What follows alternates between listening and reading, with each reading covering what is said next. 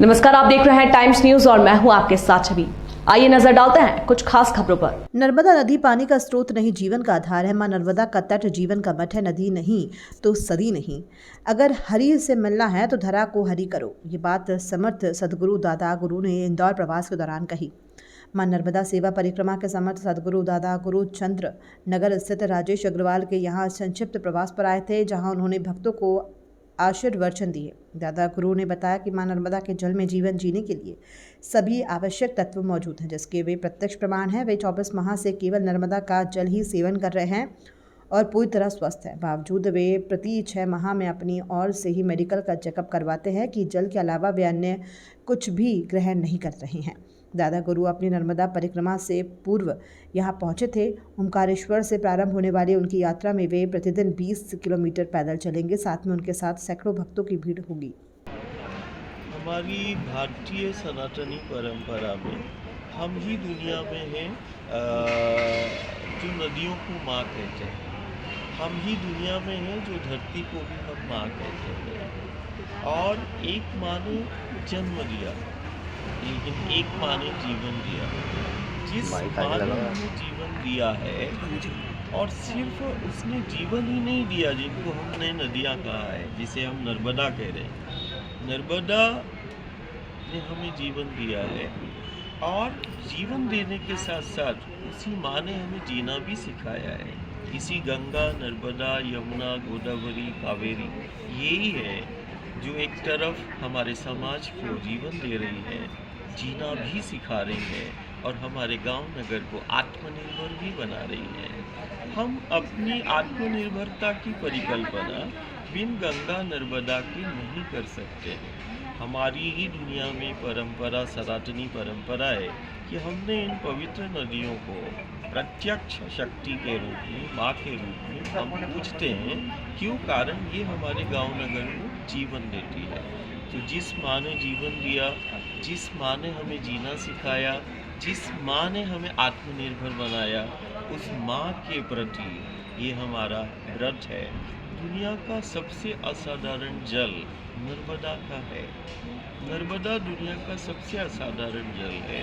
हमारे पास दुनिया का सबसे असाधारण जल है। हमारे पास दुनिया का सबसे असाधारण मिट्टी है। तो ये जल और मिट्टी को संरक्षित करने के लिए ये हमारा व्रत है। और कहीं ना कहीं हम समाज को यही संदेश देना चाहते हैं कि नर्मदा पर केंद्रित हमारा जीवन है, नर्मदा पर केंद्रित हमारी व्यवस्था है, नर्मदा पर केंद्रित हमारा विकास है, नर्मदा पर केंद्रित हमारा धर्म है, हमारा अस्तित्व है। और ये वास्तविक धर्म होगा कि हम कैसे अपने जीवन को संरक्षित करें और धर्म को संरक्षित करें। ये जीवन और धर्म तभी होगा जब वो गंगा या नर्मदा होगी। और दुनिया में सिर्फ एक ही नदी है जिसकी परिक्रमा होती है, नर्मदा परिक्रमा। ये परिक्रमा हमारी साधना है, परिक्रमा हमारा व्रत है। एक ऐसी साधना जो सबसे सुरक्षित और सबसे व्यवस्थित जीवन को करेगी, यही हमारा व्रत है। हमारा व्रत एक सत्य का आग्रह ही है, घर से, परिवार से, समाज से। और ये हम हमेशा से कहते आए हैं कि दुनिया में हम ही हैं जो नदियों को माँ कहते हैं। और दुनिया का सबसे असाधारण, या हम यूँ कहें कि विश्व धरोहर के रूप में हमने नर्मदा को पाया है। नर्मदा पर केंद्रित हमारा जीवन है, हमारी व्यवस्था है, हमारा विकास है, हमारा धर्म है, हमारा अस्तित्व है, हमारी पहचान है। और कहीं ना कहीं अब ये वक्त आ गया है कि हम अपने जीवन को कैसे सुरक्षित करें। तरह तरह की विसंगतियाँ भी हैं, जिससे ये जन जागरण माँ की प्रेरणा से हम कर रहे हैं। ये हमारा व्रत समाज को सुरक्षित और व्यवस्थित करने के लिए है। और जो भी विसंगतियाँ हैं, जो भी छेड़खानी है, कहीं ना कहीं हम अपने जीवन को सुरक्षित करने के लिए आज प्रत्येक परिवार को, समाज को, जवाबदार जिम्मेदारों को ये समझना होगा कि नर्मदा है तो हम हैं, नदी नहीं तो सदी नहीं। नदी को जानना ये हमारा एक है कि हम जिसको नदी कह रहे हैं वो हमारी शक्ति है। और हमारी सनातनी परंपरा में हम माँ कहते हैं। हम जब कहते हैं कि नदी नहीं तो सदी नहीं, तो ये इस सदी का ही संदेश है कि नदी को जानना मतलब जीवन को जानना है। नदी को जानना मतलब अपनी संस्कृति को जानो, नदी को जानो मतलब अपनी सभ्यता को जानो, कि कहीं ना कहीं नदी संरक्षण संवर्धन पर मिलकर ये सिर्फ राज्य या केंद्र सरकारों का काम नहीं है।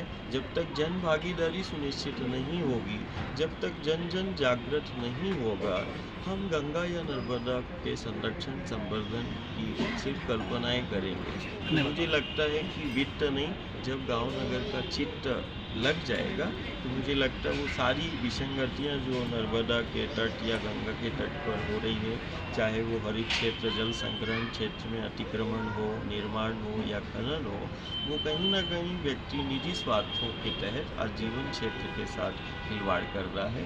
यही बोध कराने के लिए हमारा व्रत है। टाइम न्यूज़ देखिए अब आपके मोबाइल और